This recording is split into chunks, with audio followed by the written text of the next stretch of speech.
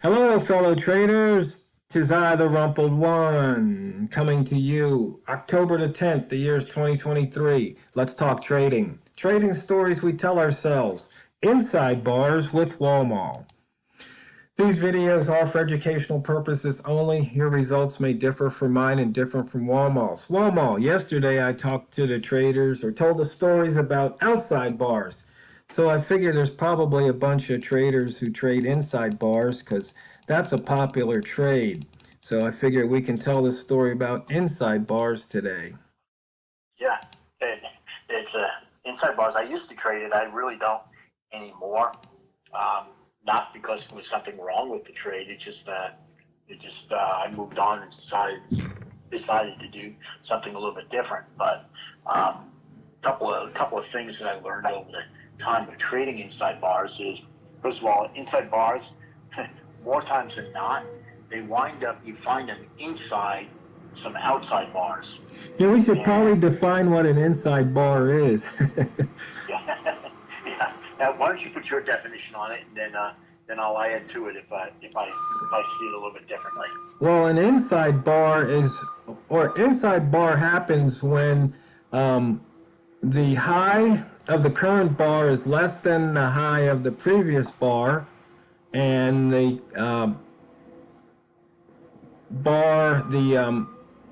the low of the current bar is higher than the low of the previous bar.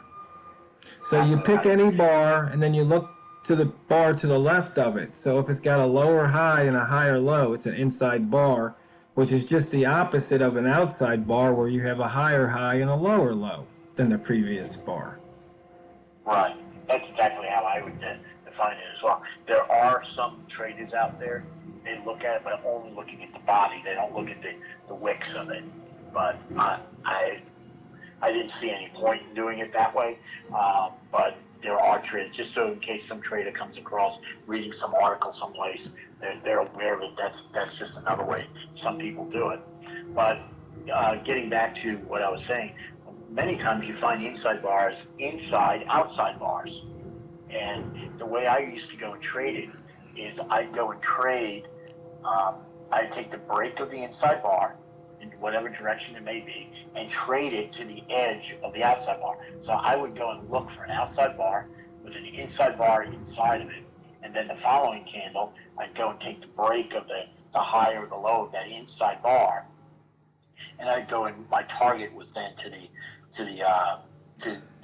either the high or the low, depending on the direction I was going in, of the outside bar. And that's just how I used to go and trade it. And I used to do it on the 15-minute candle. I just found it, you didn't get too many of them. You only got maybe 3 or 4 of them a day. But the nice thing about it was you could easily make 15, 20 pips a day doing that. And that was just my little, methodology of how I went and did it. And, we have to go into, so that we're talking about stories. So why does it work? And the story that I used to always tell myself was, well, what happens is you get an outside bar placed out there. So we're setting up what, people would call a master candle, right? And those define the edge of where people think the highest the price should be and the lowest the price should be. And price always likes to go and test those boundaries.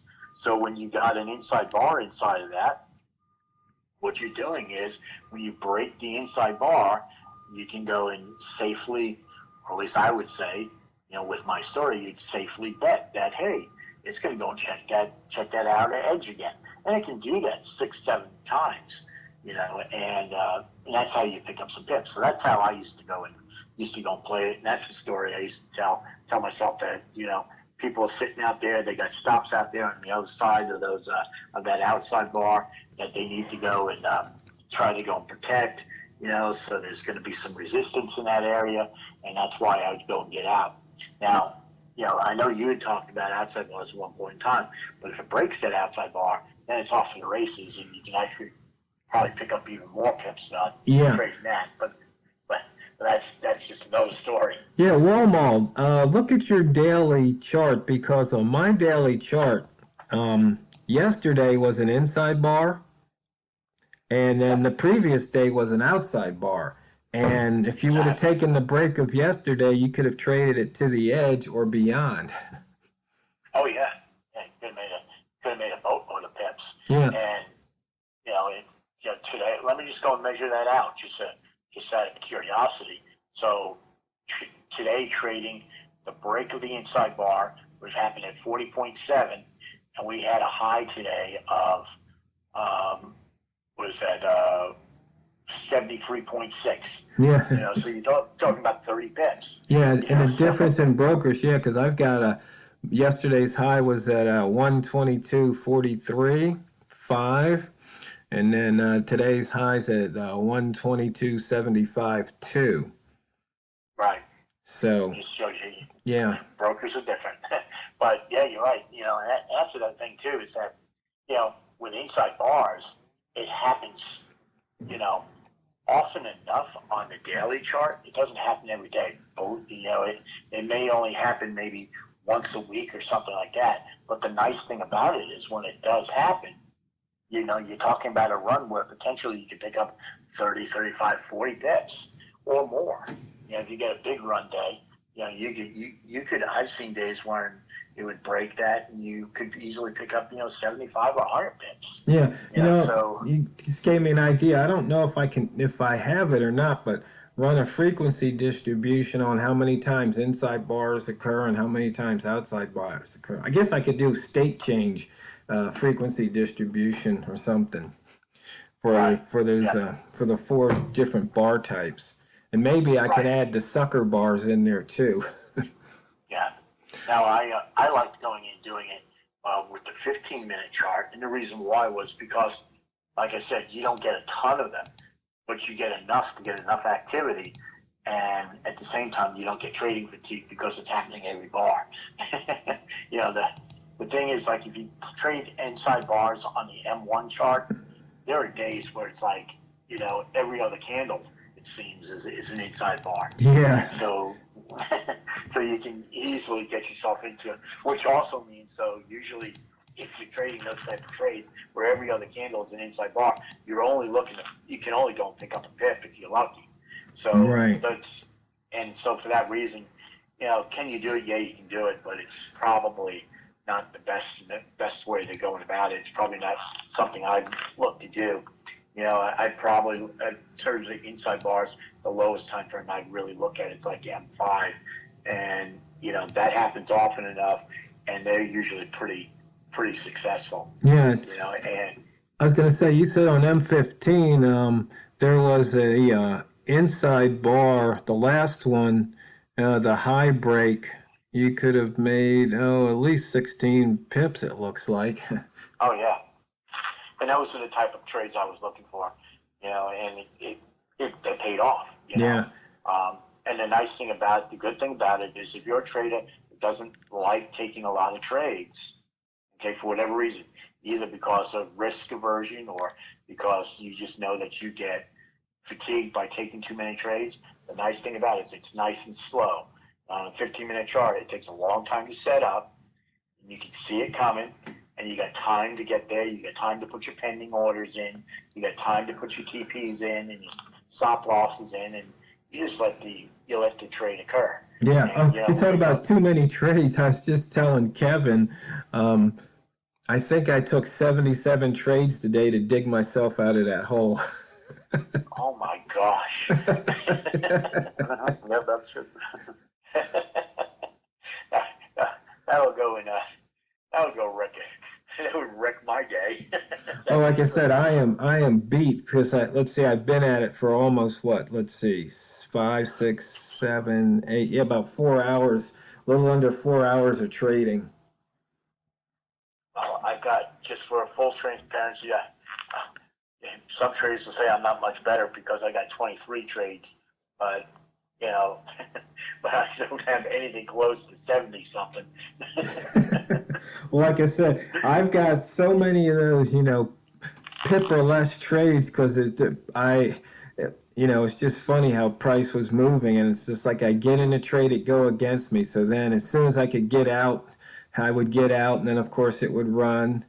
It's been a comedy of errors. In fact, I was so close. I only had one position. I was within like, I don't know, maybe 2 pips of getting out, and then of course you know this rest of that story. It Oh just yeah, went against me, and then I just had to keep trading. And that's the thing. You just gotta, like, inside bars, you gotta take every signal. Outside bar, you gotta take every signal. Not every signal is gonna pay off, but if you don't take it, um, you're gonna kick yeah, and that's yourself. And then when you do take it, it's not gonna work out. Then you're gonna kick yourself again. that's an important thing to go and mention. It bears repeating, and that is that with inside bars, um, and I would even say with outside bars, to be profitable with it, you got to take all the signals. You can't not take all the signals. And the reason why is because it seems to me anyway that your winning percentage is probably somewhere like 60%. Maybe 70%. But the thing is, you're no longer in a type of trade where you win 80 or 90%. And so because of that, if you're not taking all the trades, unless you get daggone lucky, okay, what's going to go and happen is that you're going to take a trade and it's going to, it may go for you, it may go against you. The next thing you know, you're sitting out there and you haven't taken all the signals, and it seems like you're out. There's this thing that I see in the market. The Elliott Wave boys would say that it's a waveform. I call it a rhythm. The truth is, the market seems to move in some type of rhythm, and the problem is sometimes we can't figure out the rhythm. You were saying it earlier, Kira, when you were trading. It just seems like I'm just not in sync with the market today. Well, sometimes that happens. The good thing about trading inside bars, and if you're taking all the trades, is that you don't have to be in sync with the market, because you're taking them all, and because we know that they win 60 or so percent of the time. As long as we go and manage the money correctly, we should be okay. And that's the thing about inside bars. You got to take all those trades. In fact, we And just had an inside bar on M1. And see now, uh, yeah, and all the indicators are green, so it's like, would you take the short? You yeah, might want to filter out, because I'm looking at the candle color multimeter here, and it's like everything is green, green, green. So it's like, okay, maybe you pick one upper time frame, whether it's M5 or M30 or H4 or the daily, and you say, I will take all the inside bar trades in that direction. right. You can do something like that, Yeah, but you need to have some. You can't just do it willy nilly. I guess right. is what I'm trying to get. You Yeah. can't just because that's what gets you into trouble. You need something systematic that goes and makes that judgment call for you And look every at this time. inside bar. Look what it just did. Oh yeah, yeah. I It's, mean, on my chart anyway, the entry would have been at 59.2, and yeah. could have gotten out with 2 pips or so. Yep. So and it happens all. The thing is, it happens all day long. Yep. So that's my story on inside bars. And you're sticking to it. But you said Yeah. you don't trade inside bars anymore. No, I mean, will I take a trade on an inside bar? Yeah, I will. If it's a flip flop, But right? if it's a flip flop, yeah. And I mean, if I see it and it just looks really good, I'll take it.